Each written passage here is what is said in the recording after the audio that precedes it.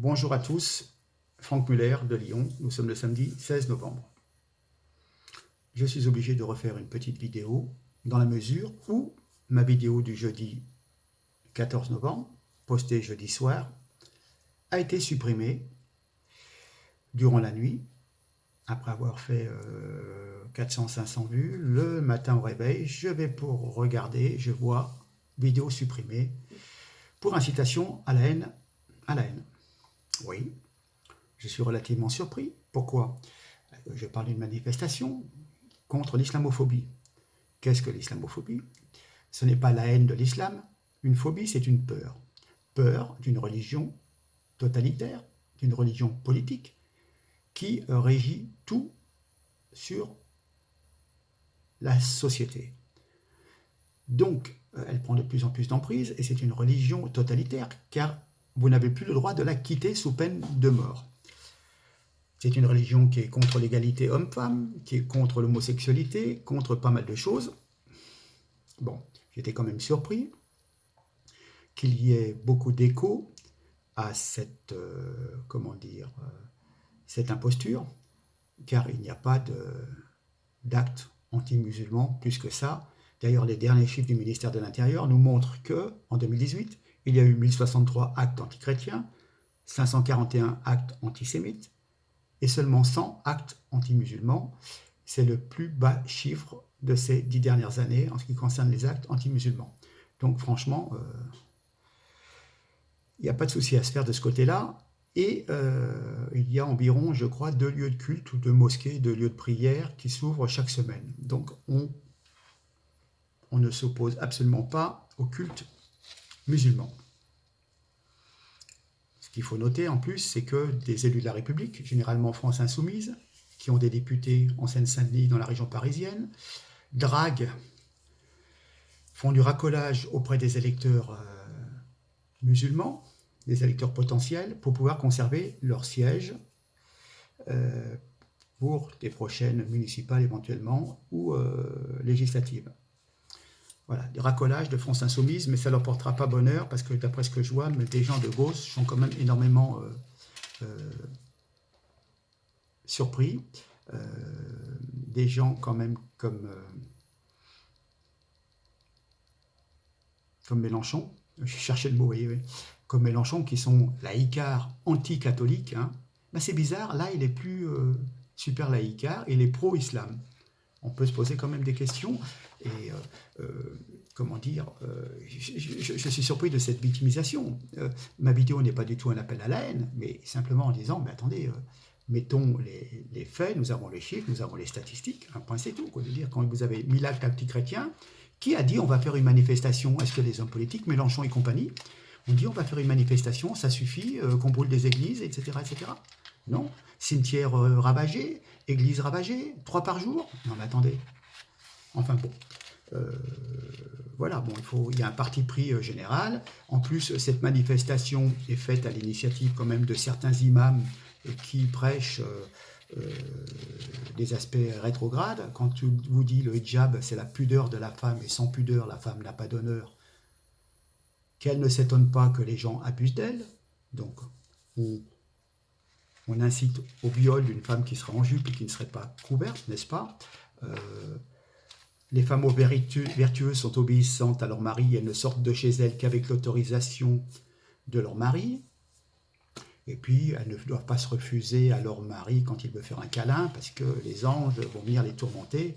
Donc, ça incite au viol conjugal. Bon, sur ce, cette vidéo a tourné sur Facebook. Je dois avoir fait quand même 1000 vues depuis hier. Je vais vous mettre le lien en bas de cette vidéo. Vous pourrez la consulter si cela vous intéresse. Elle fait 17 minutes. Je voudrais quand même revenir. Je fais quand même un parallèle. Il faudrait bien que les gens de YouTube m'écoutent. Il y a des musulmans qui ne souhaitent pas s'intégrer, qui préfèrent pratiquement faire une sécession. Il y a, je crois, 25-26% de musulmans qui pensent que la charia devrait être au-dessus de la loi républicaine. Ben, écoutez, dans leur pays d'origine, peut-être, mais en France, on est suffisamment bardé de lois bon, on n'a pas besoin de la charia en plus. Hein. Alors, aussi bien, je parle des gens qui sont négatifs, et il y a des gens qui sont extrêmement positifs, qui sont attachés à la culture, à la langue française, aux idéaux français quand même, de liberté de culte et de liberté tout court, de l'égalité homme-femme. Et donc on peut que constater que YouTube est quand même complice des gens qui sont entrepreneurs de haine. YouTube est complice de bâtisseurs de totalitarisme islamique. Voilà. Alors, je vais vous dire maintenant, pour vous dire que c'est pas anti-musulman, je cite quelqu'un qui est quand même originaire du Maghreb, qui est Zined. Et Zined nous dit, j'ouvre les guillemets, à l'heure où les islamistes et leurs complices communautaristes s'émeuvent de cette fameuse maman voilée humiliée devant son enfant, les pires sévices mortels me sont promis publiquement sur les réseaux sociaux et personne ne s'en émeut, à part vous tous, mes amis et soutiens laïcs, humanistes et républicains, comme si je n'étais pas, moi aussi, une maman, comme si mon enfant qui lirait un jour les menaces des défenseurs de l'islam, nique ta mère, la grosse pute, on te retrouvera égorgé dans ta baignoire, tu seras violé par tous les trous. Est-ce que son gamin ne va pas éprouver un traumatisme lorsqu'il verra ce qu'on a dit de sa mère? C'est quand même un silence qui en dit long sur les dégâts de la terreur islamique sur l'inconscient collectif français. Menaces, insultes, humiliations publiques. Les diffamations sont si nombreuses que Zineb n'a même plus le temps de les répertorier, de les compiler et de faire des poursuites judiciaires. Et elle nous dit « Je ne ressens pas que ma vie a été détruite comme le prétend la menteuse hijabisée.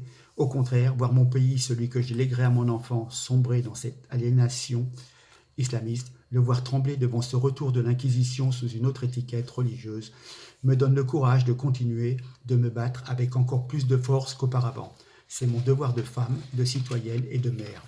Comme moi, ne cédez jamais à la terreur, ne faiblissez pas devant l'intimidation, ne soyez même pas effleurés par la calomnie des fascistes qui vous traitent de racistes, d'islamophobes, de putes, de pédés et autres injures qui vont avec. C'est tout cela qui leur sert d'argument. Résistez, c'est vous les plus forts. » Donc, je clôt mon propos. Je ne sais pas si YouTube va encore me censurer. Je suis passé à travers avec Facebook j'ai eu beaucoup de censure Facebook, mais cette vidéo est passée pour le moment. Tout ce que je me borne à conclure, je reprendrai une phrase de Delattre de Tassigny: ne pas subir, et je ne subirai pas. Et tant que j'aurai un souffle de vie, je continuerai à dire les justes choses, sans haine de l'autre.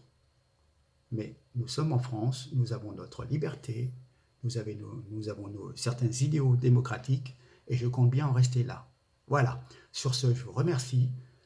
Likez, partagez, abonnez-vous. Merci en tous les cas de me suivre. Merci pour certains d'avoir essayé de me joindre et de me suivre sur ma page perso sur Facebook. Voilà, maintenant vous êtes au courant. Je vais vous mettre le lien de la vidéo qui a été censurée.